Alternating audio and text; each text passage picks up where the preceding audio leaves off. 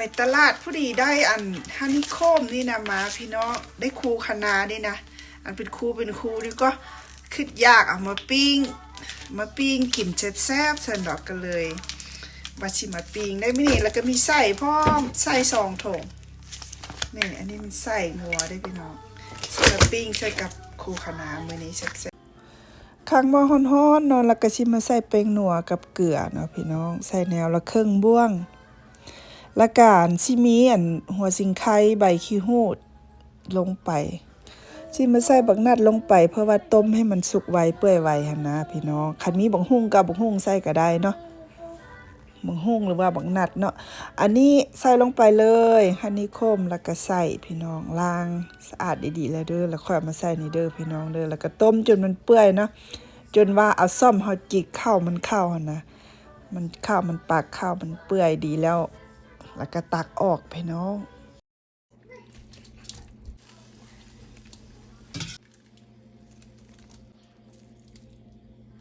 แล้วก็สิมาตำเครื่องเอือบสิมีพริกไทยหัวสิงไคหัวกระเทียมพี่น้อง3 แนวตำใส่กัน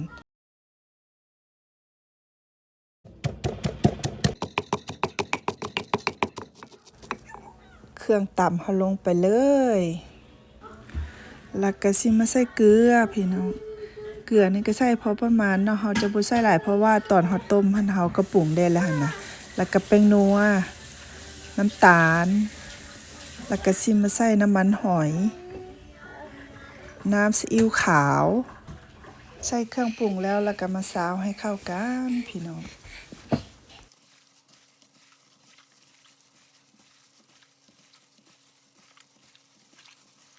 บัดนี้ก็สิมาตำแจ่วเลยก็สิมี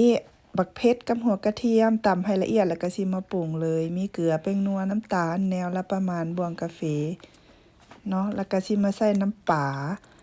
านี่ประมาณ2 บวงตะกินแล้วก็บักนาว4 เปียงสำหรับรสชาติก็สามารถปรับได้เด้อผู้ใดมักแนวใดก็ปรุงเอาเลยเนาะอันนี้เป็นหอมป้อมเด้อพี่น้องเด้อใส่เพิ่มความหอมเนาะแล้วสำหรับแจ่วส้มธรรมดานี่ล่ะพี่น้อง